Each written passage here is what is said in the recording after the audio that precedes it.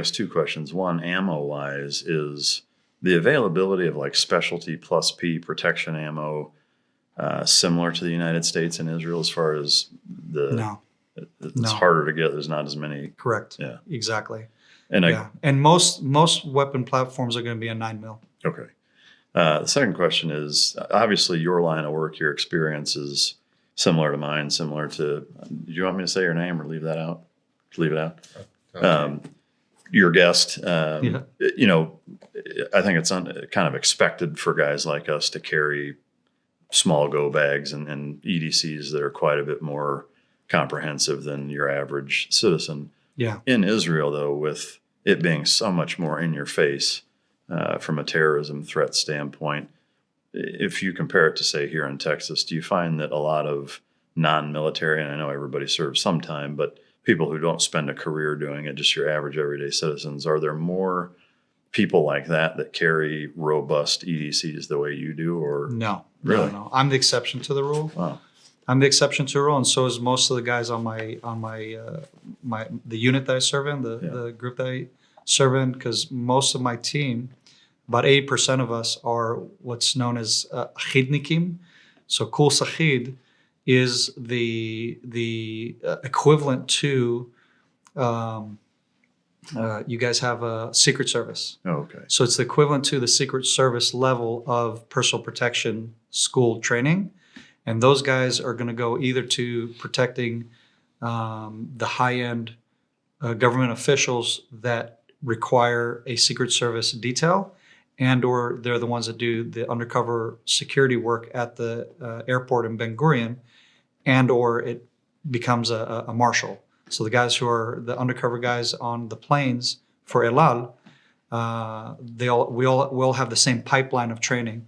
And so because of that, we're much more gun savvy, and a lot of us who, in my particular team, a lot of us listen to podcasts like yours and like all the big ones that talk about EDCs, that talk about what's the latest, coolest, greatest, best thing for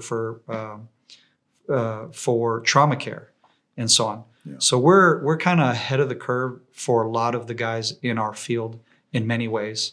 And I just fall under that category because of the friends that I have and the guys I hang out with and the guys that we train with, because we train out of our military service, must train, like that you have to. We train on our own quite a bit. Sure. And so, yeah. That makes sense. Yeah. For the average citizen without your background, is it easy for them to legally carry a firearm? No. It's not. It's a pain in the butt, to put it plainly. So the regulations are very stringent to carrying weapons, contrary to what most people have as in their minds as what's the word, like a stigma.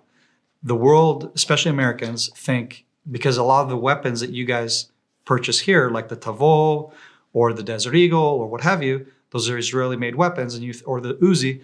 And you think, oh, so you have a gun culture here. I bet you they have a gun culture there because we're buying Israeli weapons. So the irony is Israel's not a gun culture nation. The first time I get my hands on a firearm is when I start my military service. It's the very first time most of us will ever touch a gun. In fact, to my knowledge, you can't shoot a gun before that. In fact, I think you have to be 18 even to just go to a range with your dad or what have you. And even then, there's this new regulation thing. So if you don't have your license for a particular weapon, which is specific to your caliber, then you can't shoot for it. So let's say I have a 9mm license or 40 mil license, 40 cal. Then if you go to a shooting range, they're gonna give you a 22. So they'll give you a 22 AR version, typically, and I don't think they even have the hand pistol versions of a 22. Oh. So it's kind of lame. So long story short is, most people, they don't get their weapons license easy. It used to be you have to live beyond the green line, which is living in Judea, Samaria / the West Bank, and that's what we call beyond the green line. So there's 3 different terms, if you like, for that area. And so in other words, you're living in a high risk area because your neighbors are Palestinian towns, which typically have terrorists that come out of them. And because of the high risk to your life, then you can justify getting it.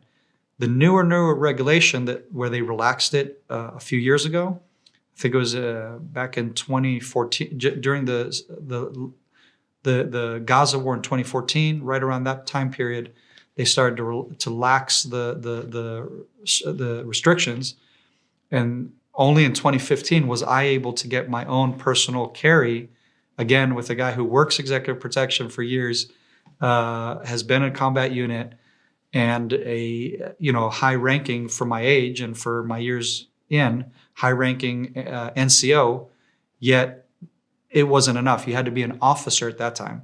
So it just changed to where NCOs who are combat background could now also get personal carry anywhere in Israel, not just in the high risk zones.